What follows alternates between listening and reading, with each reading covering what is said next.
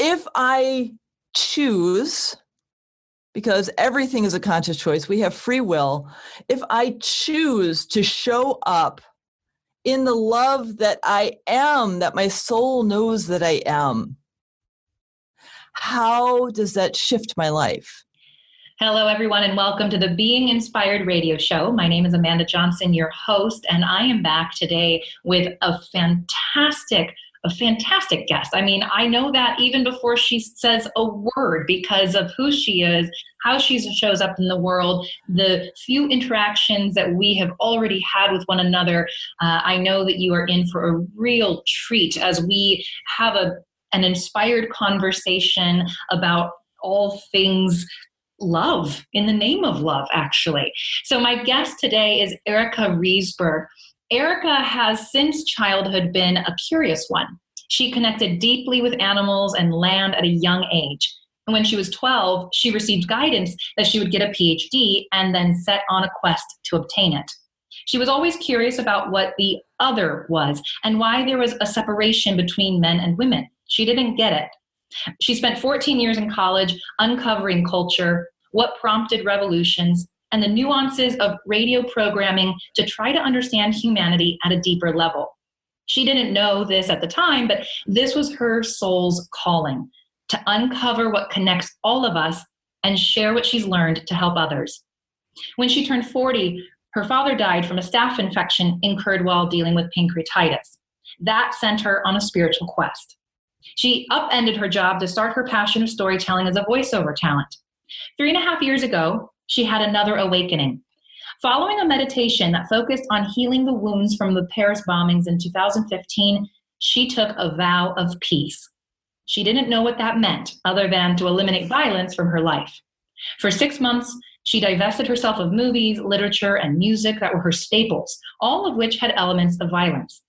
As she tuned in more to her inner knowing, she's found that she's been drawn to more sustainable living. She's also found her food choices have shifted dramatically, and she is currently almost all plant-based. She developed the podcast, All Things in the Name of Love, as a way to share her journey and the spiritual journeys of others to help her listeners on their path of self-discovery. And this is why I am excited to have Erica as my guest today. Erica, welcome to the show. Oh my gosh, thank you so much. It's so much fun to hear you read that. Oh my gosh, I was like, really, that's me? Wow. I know, you sound amazing, right? I mean, you do, because you are, and it's so fun to hear people read about us, right? Yeah, thank you. Oh, you are so welcome. It is a pleasure to have you on the show, and everyone out there listening, again, you are in store for all the stuff I just rattled off. I have a feeling we're going to do a little bit more of it now. So with that, setting the stage, Erica, I love to ask each of my guests a very simple and yet not always easy question, because I truly believe that every single one of us here on this planet are here for a purpose. We have, as you say in your bio, a soul's calling. We have something that we are here to do, to share, to be, to offer. And for me, it was a few years ago where I was pointed to looking at the why of things. So the question I will ask you is, why do you do what you do? Yes, a seemingly simple question. Okay, why I do what I do? Well, it's never been a conscious choice, I'll say. It's been like this knowing. I have always been curious about this. Why am I somehow different than somebody else? Why is it not cool to talk to trees? Why is it, what's the separation here that I don't see that I'm supposed to get?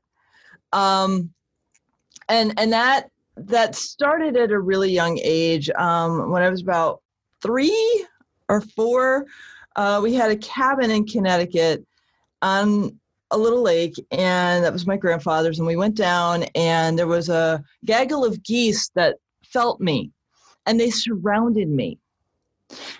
And I was just hanging with them and talking to them. My parents were freaking out because, oh my gosh, our daughter is stuck in geese. And, Canadian geese are kind of aggressive, right? Well, I was one of them. They sensed that. And I sensed it too. And I didn't, and as I grew older, I still sensed it, and everybody told me that I was weird. And so I slowly shut that down, and it just never made sense. So when I got the guidance that I was going to get a Ph.D., I sat as my 12-year-old self was like, what the hell would I like to get anything in? And it was history, because I love studying us, in different time periods, and what makes, like, what is it that is fundamental about humanity that connects us and divides us? Because I never got the division. It never made sense. It still doesn't make sense to me, because it's an illusion. Yes. I love that. So perfect pause, because this is like the illusion of separation, right? Yeah. We're all born into it. And I have chills even right now with this realization or this experience of you as a very young child. I think many of us, at least I can speak for myself, we're born into this world, into this human form, boom, immediately we feel separate. We still feel separate from our mother. We feel separate from the divine. We feel however we want to talk about my illusion of separation was I was unwanted as a kid. And so I went my whole life trying to reclaim my wantedness.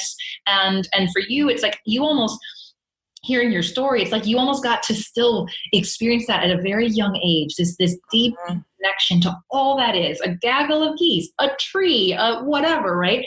And what a gift. And then I imagine what a horror to then go through this life and face all of these people and ideologies and belief systems and structures and paradigms that are saying, nope, we're not one with everything. We are indeed separate. Look how different we all are. And then how fascinating that you essentially then spent your life studying that. Oh, I think it's just divine. Thank you. Because it just, for me, I see, like, when I got my PhD, I studied cultural history. The theoretical discipline of it is recognizing that I have socioeconomic, educational conditioning that creates a lens through which I see the world. What this discipline enabled me to do was recognize that and put it out there, saying, hey, this is the lens through which I see the world. Help me see yours so I can understand you better. Because the theoretical discipline is that because we all have these biases, we create a culture, and it's either from top down or from or with the top down and the bottom up co-creating something out of that top down thing. And academically, I actually proved that. The latter discipline was like, it's not a top down thing. It's like we create these things. And so that was an amazing journey of like, oh my gosh, I actually figured this out. And then it was like, okay, how do I apply it in my life? How do I connect with someone that's seemingly different than me in a way that I can hear them and they can hear me? Yes. And then adding the spiritual component to it, it's like, oh, okay, let me see you. Let me namaste. I see the divinity in you as I see it within myself. And from there, I can get to a much deeper level of understanding of what that illusion is, so I can create that commonality, that connection, that reality that we are all connected. Okay, this is brilliant, because that's the thing, Erica, right? We go from, and maybe those listening have or have yet to know this for themselves, that there is this illusion of separation. Okay, great. So, we go through life actually believing we are really all separate. It's a us versus them world. It's a black and it's a white and it's all these things. Well, at some point we come across this understanding or revelation of, oh, wait, we're all one? Okay, great concept, great theory. So now it sounds like you have actually taken a very practiced theoretical discipline of study and dissertation and that, so that you can start to put this into practice in your life, which to me is profound, because there is for me, there's the knowing, the intellectual knowing of something, and then there's the experiential knowing. There's let me live this out, let me be the example. So can we go into that? What does that look like? So how do we put this into the theory into practice? So this is a really great example. So last year, because I was missing having a dog, because we can't have dogs where we live, I walked dogs part-time. And in a couple instances, the dogs would walk me to a homeless person. Just, they would sense something, and then I would show up behind the dog and I'd start talking to them, and I started to see their humanity. And I would connect with them on a spiritual level, because the dog opened that window.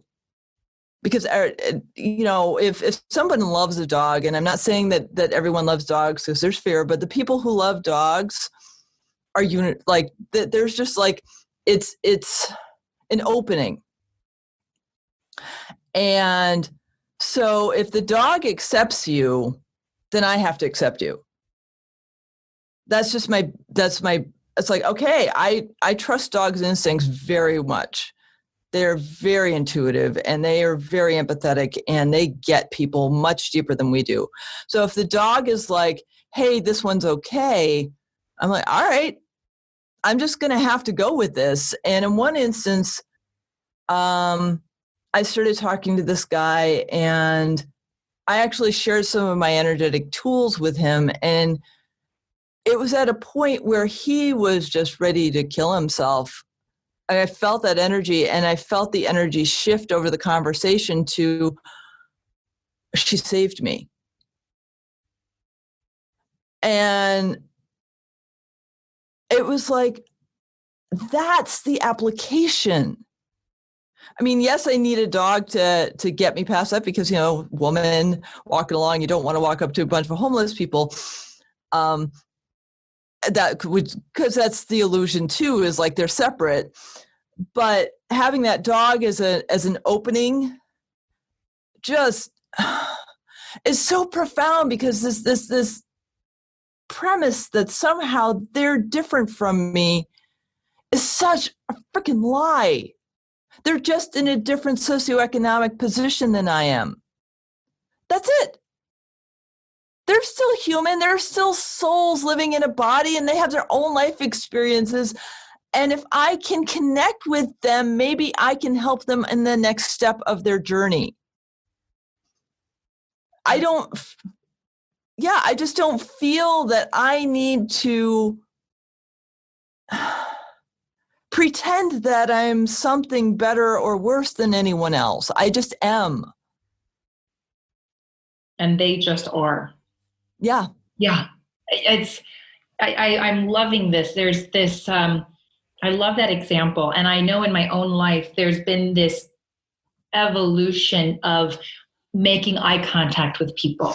And I don't know if you do this much in your life, where I'll walk down the street. I mean, I've lived in San Francisco. I've lived in New York. I live in a much smaller town now that people would say is safe, quote unquote.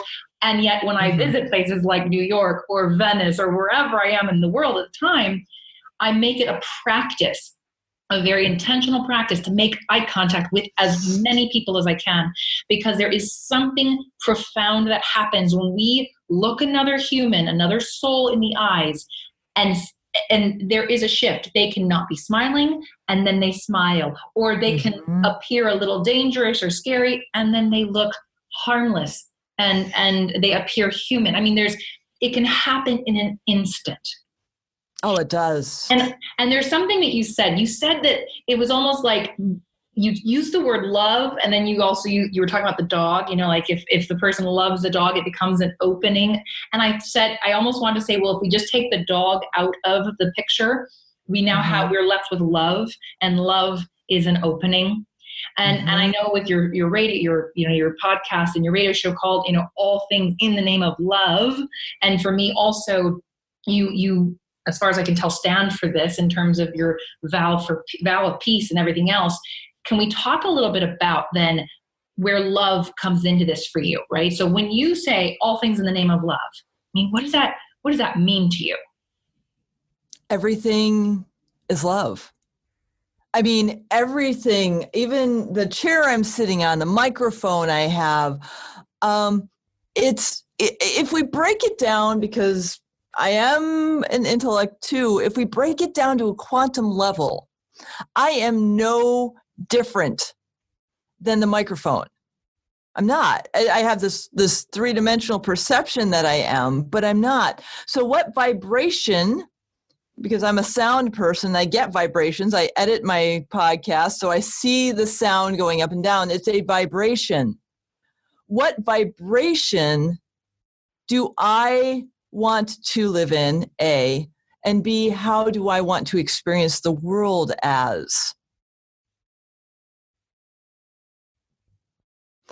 So if I choose, because everything is a conscious choice, we have free will, if I choose to show up in the love that I am, that my soul knows that I am, how does that shift my life?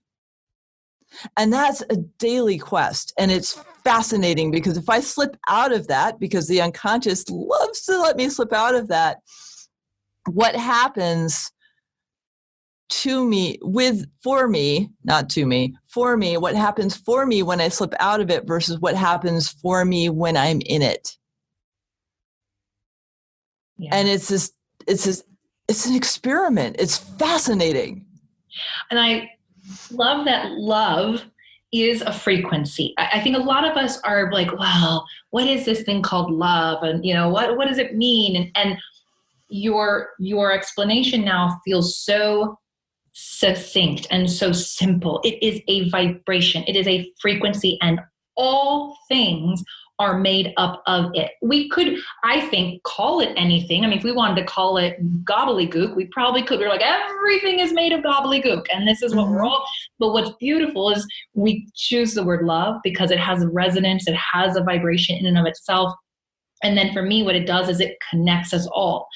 It is, and if we use that point of connection that we have with all things and people and, objects, that is the opening, right? That is the opening where we can now go, I see you, right? We're the same. I can put the illusion aside.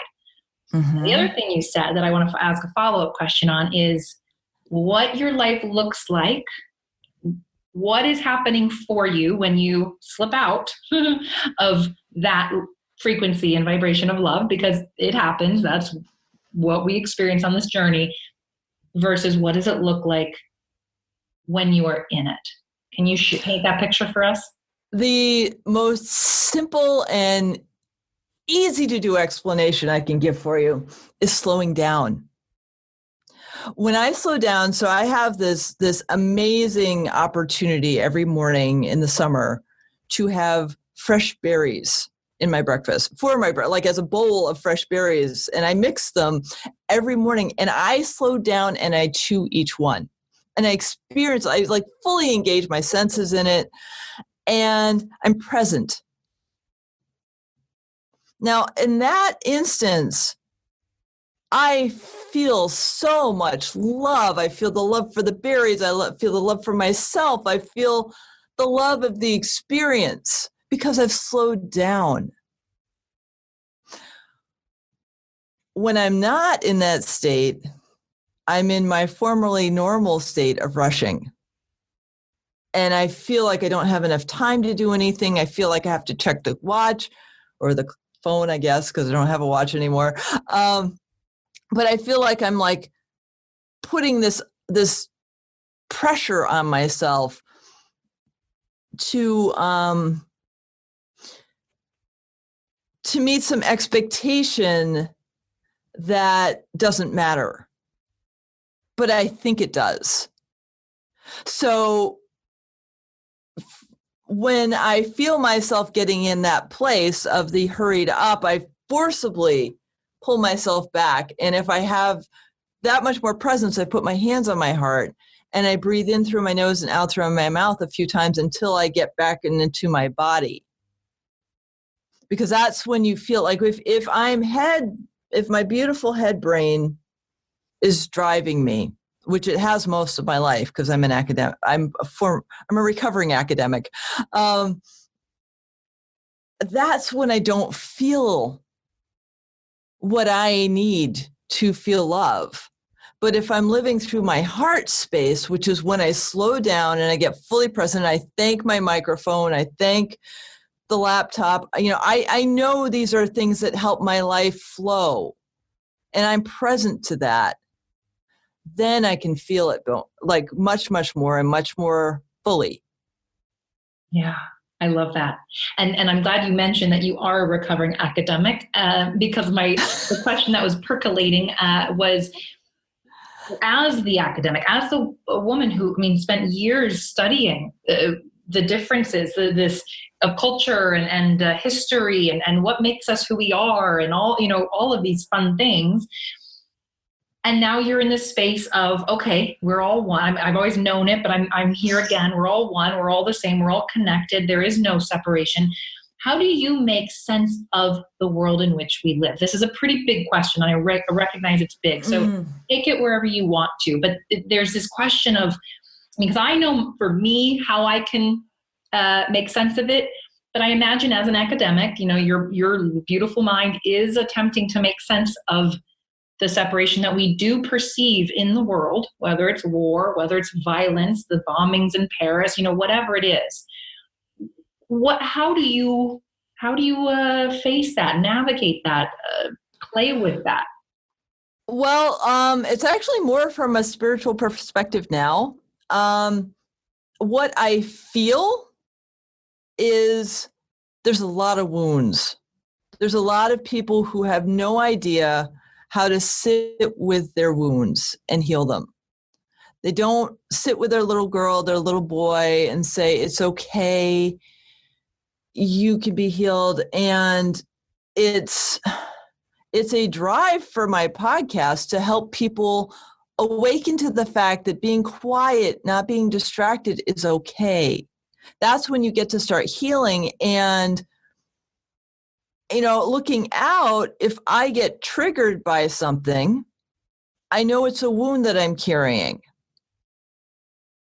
So I have spent several years, I sigh and think about it, but it's all good. But several years uncovering those wounds within me so I can get into the core of the love that I am. And that's a personal job. And it shows up in so many ways. It shows up in how I eat. It shows up in my sustainability and my composting. It shows up in the fact that I'm a manager for a community garden. It's because I'm showing up as a connector, as someone who sees the difference and sees the essence of the different souls and tries to give them a space to open up to themselves. So what I love is that you're pointing to this radical self-responsibility, and you're pointing to this truth that I believe in as well, which is the what we see out there is the reflection of what is going on in here.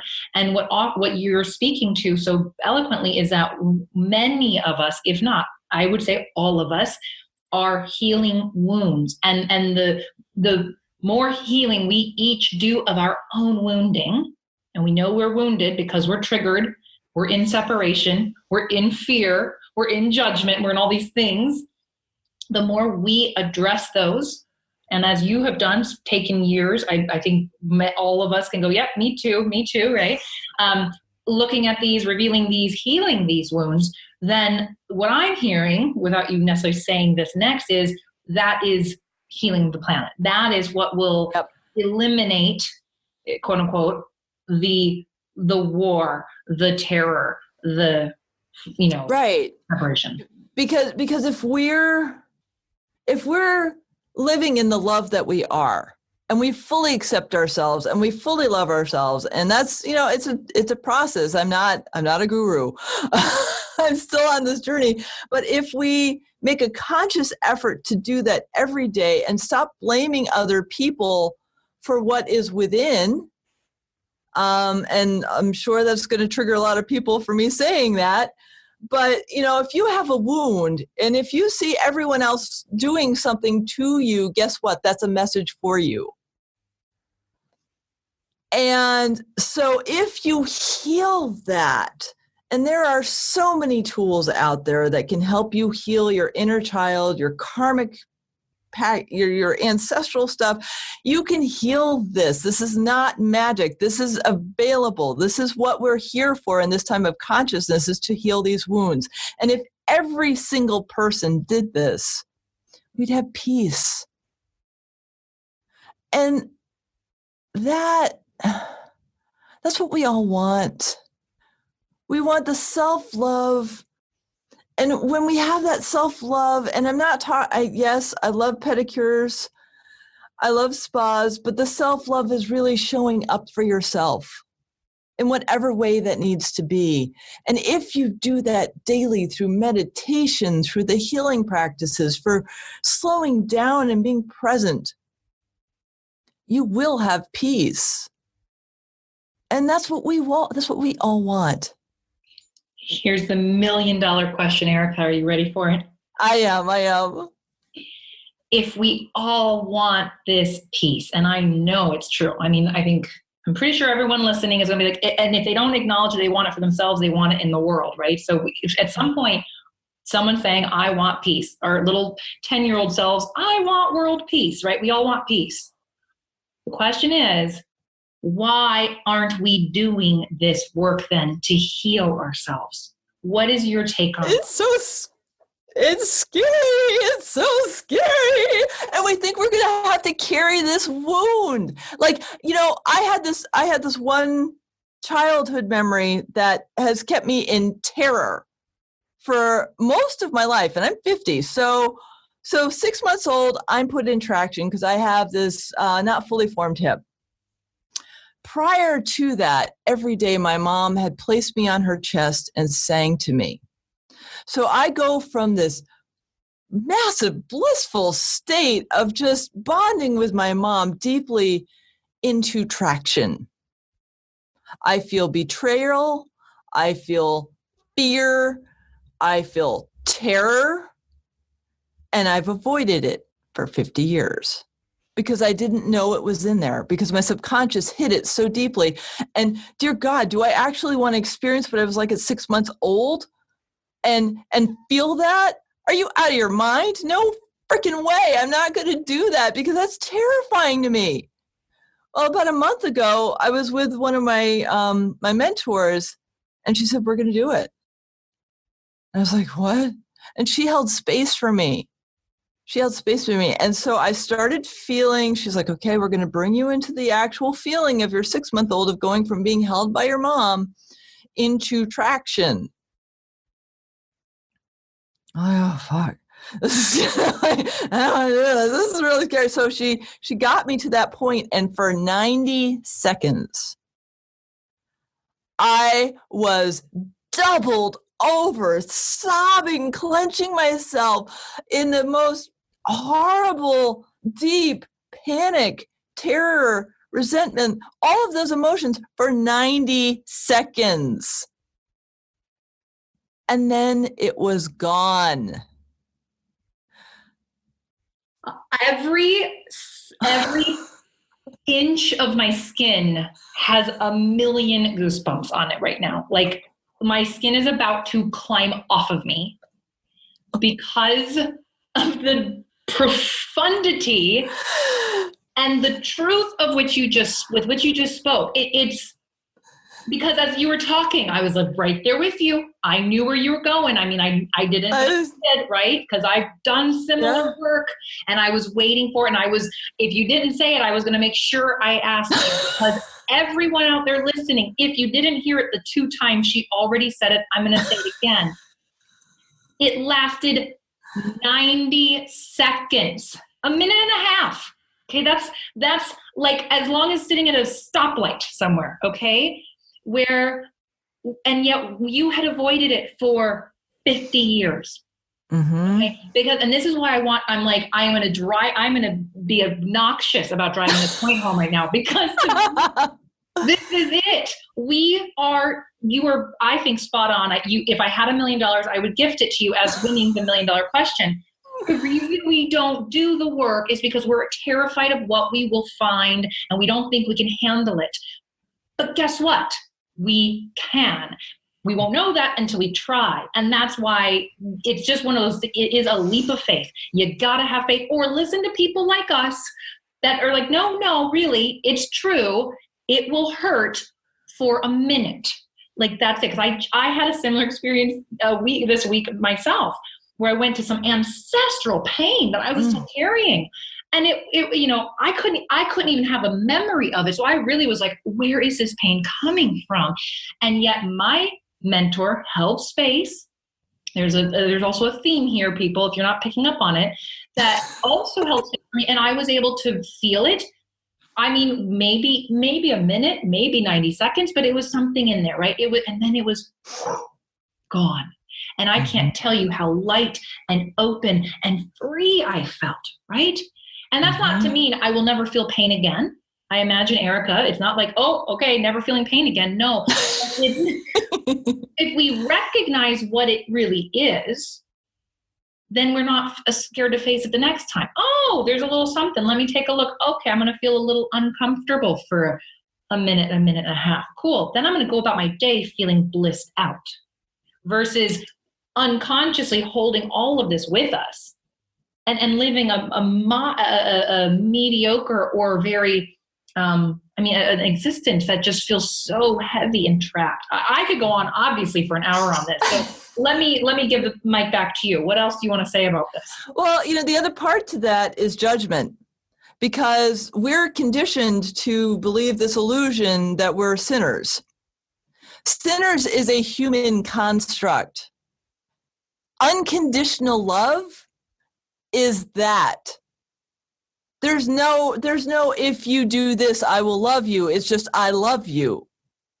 So all of those perceptions that we're bad or we're less than or we're not worthy or we did something, that's on us.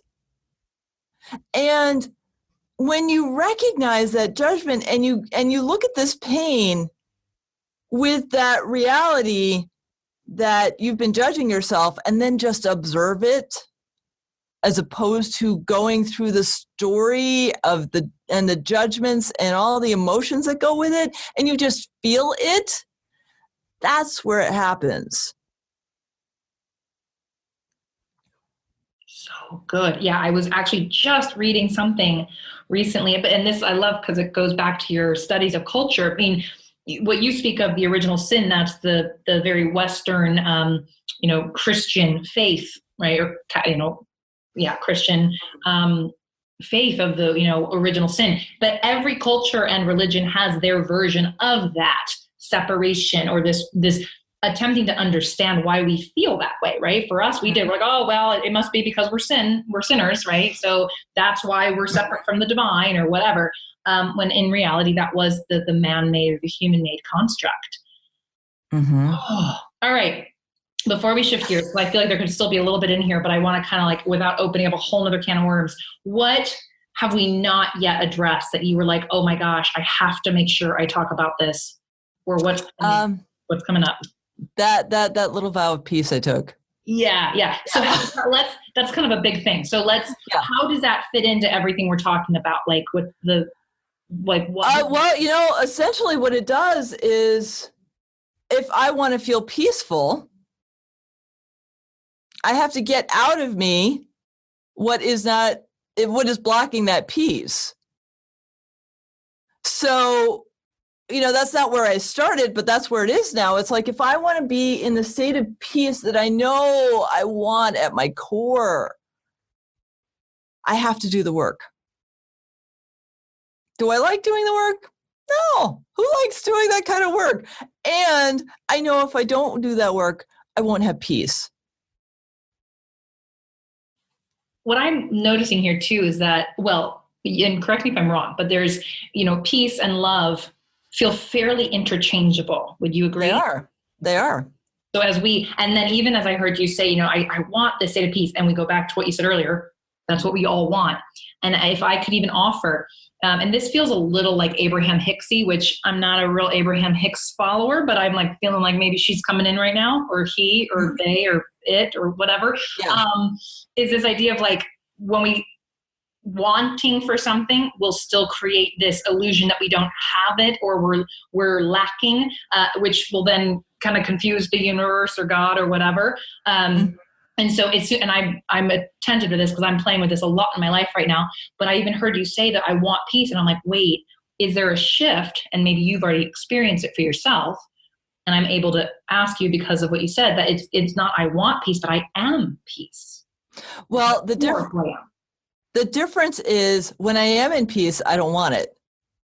It's when I'm feeling not peace and I want that peace, that's when things get muddled up, because I bring that illusion back. It's a habit.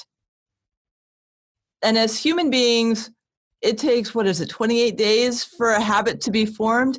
And so when I'm in peace, and this is where my academic mind trips me out, is I dig. Like, I'm a curious person and I love learning new things. And then my academic mind kicks in. And then I dig and I go down rabbit holes and I try to find stuff that isn't there just because I know something's there, right? It's got to be there. I have to find it. And that's when I get out of that state of peace, is when I go from, oh, well, there's something wrong, to I must find it. Yeah, it's totally... So go ahead. I was going to say, because you in your beautiful bio, we speak to a few of these, what you did for the vow of peace, and I'll ask a follow-up. But one thing I want to really highlight is, for me, the opposite of peace is violence. I mean, that could be one opposing idea or concept. And so I love how this is going back to everything we've said so far, which is when we are in that state of love for ourselves, for everything around us, there is no space for violence. And even when we talk about looking at our wounds, there could be judgment, there could be blame, there could be shame. And for me, that is all of an act of violence toward ourselves or toward others, right? So even just looking at some of the maybe more nuanced examples. So how are you? What would you say is, in terms of here's what I want to know, because I think we could literally talk for another hour about the vow of peace. But here's what I want to know is what would, either what has been your major, because tell us how many years it's been. You took a vow of peace how many years ago? 3.5. Okay. 3.5. So in the last 3.5 years, what would you say has been either your most biggest aha takeaway? What did this vow show you or teach you the most, or maybe what surprised you the most? I'm going to give you lots of variations on this question. Okay. So what surprised me the most is, after stepping into this, the myriad of ways that I hadn't and have shifted myself into a more peaceful life. Like, an example would be, I used to eat burgers like weekly, bi-weekly. And when I was a kid, I ate roast beef several times a week. And about 5 years ago, my body's like, no, you're done. Burger? No, you're done. And my stomach would start hurting. And I was like, well, maybe it's the gluten. So I took out the gluten. And that helped. And body was like, no gluten either, but no beef. And my soul's telling me this, like my body is just telling me what my soul wants. I'm like, but beef. Well, I've done that with coffee. I've done that with sugar, gluten, soy, corn. 2 months ago, chicken. 2 weeks ago, fish. Now, this is not, and dairy and alcohol. Alcohol has been 20 years, so I don't really remember that I don't drink alcohol because it's just like not part of my existence. But so with each, I'm like, what is it, 7 or 8 food groups, right? I'm thinking I can't eat anything because that's my ego. That's my mind saying there's nothing to eat. Well, no, there's actually a heck of a lot to eat. It's just that I didn't think there was because I didn't eat it. So that, and that's not because I want to be plant-based. It's because my soul knows that that's not violent. My shopping, I went to get a pair of sandals recently, and my partner, Steven, said, leather? And I said, I can't. So, and this is not something I chose when I just divested myself of books, and I was reading Clive Cussler and watching James Bond films, and they're not particularly violent, but there's violence in them, and it hurt. Like, I got so overwhelmed because our society is so overwhelming that I just had to do something. I can't do this anymore.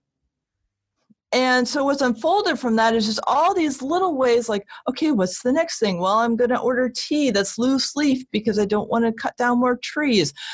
It's not like this is my laundry list of things that I'm doing to create as little piece as I can, but that's just what's evolved out of it because I'm being more aware of my impact on the world and how I show up for it.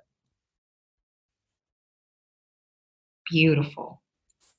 Well said, well articulated. And I love how it to me, it kind of tied the whole thing up, right? And what I will offer before we shift gears is for everyone listening, what I find so beautiful about your vow of peace is it's in the small things. It's in these little ways. And I think for so many of us, we can get lost or consumed by this belief that it needs to be big. If I'm taking about peace, it means I'm not going to argue with my partner. I mean, well, that's part of it, but like there's all these other small things we can be doing. So I appreciate you for being the inspiration for that. And anyone listening might now have a new perspective, a new idea. And again, it's what is our soul asking us to do? How is our soul asking us to be more at peace with ourselves, with others? And how can we come back and be more coming from that place of love? Because for what I heard you say earlier, Erica, all of these wounds, all of this illusion, essentially it's simply covering up who we truly are. And who we truly are is love and peace. So it's however can we just get back to that, right? However can we get back to that? Well, and just one more thing that I want to add to that, because you mentioned fighting with your partner. So here's a tip. If you feel triggered by your partner, give yourself a timeout. Just say, hey, you just triggered me. I need a few minutes just to figure out why you triggered me. And I love you and I don't want to fight. And then you can just be with yourself, feel that emotion, that what it is, let yourself fully feel it, let yourself cry. You have tear ducts. Let yourself use them. And then you can go back and say, thank you so much. I didn't know this was within me. Now we can have a conversation. Beautiful. So beautiful. So before I let you go, and before our listeners let us go, I have 2 more questions I love to ask each of my guests, because this is the Being Inspired radio show. After all, I love to know what inspires you. So first question, who is a source of inspiration for you and why? The first one that popped in my head, there are several, Joseph Campbell. Follow your bliss.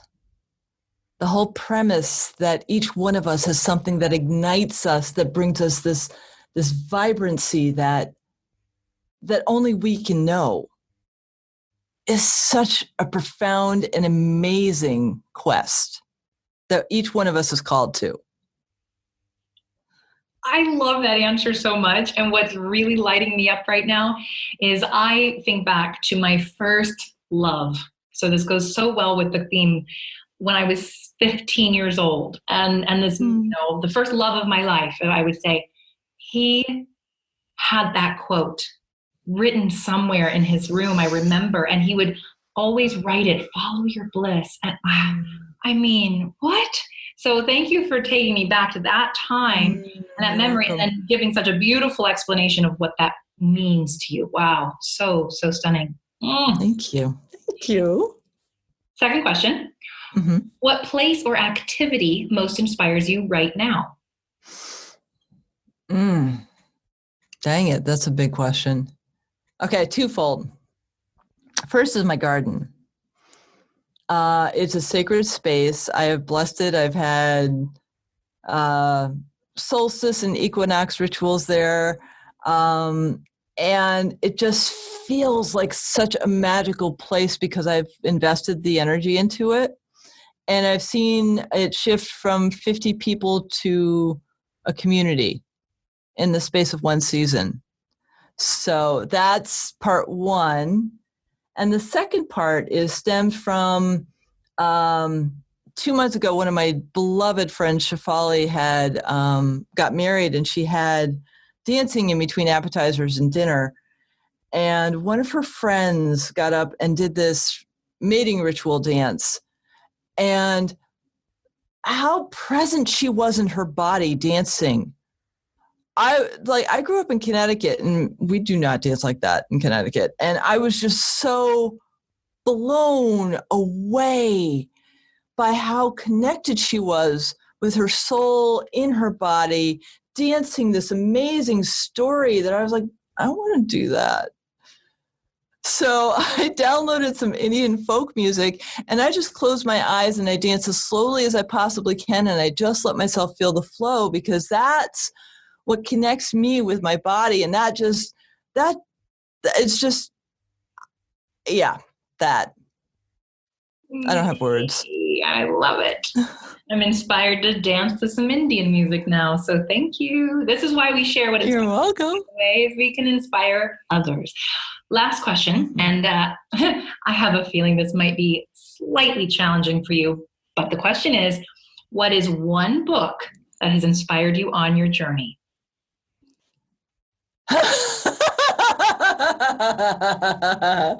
Oh, you're funny.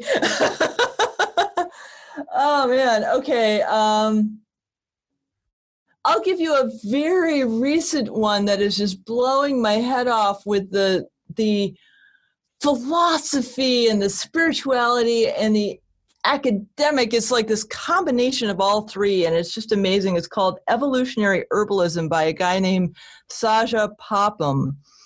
And I read one chapter and I just have to put it down and process it, because it's just because it's the universality of us all. It's connecting us all. It's animism. It's just this is it. This is like an academic, philosophical, spiritual, all in one, just like understanding of how it all is. Nice. Evolutionary Herbalism. Mm-hmm. Nice. All right. We'll link to it and go look it up on the Google if you're intrigued. All right, Erica, this has been as amazing, if not more, than I imagined. And I want to make sure that all of those listening know where to find you if they want to learn more about your vow of peace, if they want to know more about what you're up to, if they want to know more about the book that will eventually be coming out, In the Name of Love, or listen to the podcast. Where can they find you? Where can they go? Podcast is called All Things in the Name of Love. I'm on iTunes, Stitcher, Spotify, Google Play, iHeartRadio. I think that's it. And that's the primary forum you can find me at. You can find me on Twitter at Erica's VOs, on LinkedIn as Erica Risberg, and on Facebook at Erica Risberg. Amazing. So do look up her podcast, go check her out on social media, see what she's up to. Stay tuned for more wonderful things coming out from her. And thank you all for listening to this show. If you haven't already, be sure to subscribe so that you are notified of these amazing conversations that I am blessed to be a part of every single week. And if you like it, please share it with someone, rate it, review it, make sure more and more people learn about these messages of inspiration and specifically these messages of love and peace. Because as we talked about today, it always starts with each of us and we all want it. So let's do our part to be that and to spread that in the world. Erica, thank you so much for being here with us today. You are so welcome, Amanda. Thank you so much for having me. My pleasure. And everyone listening, thank you for taking 45, 55 minutes out of your day with us to deepen into who you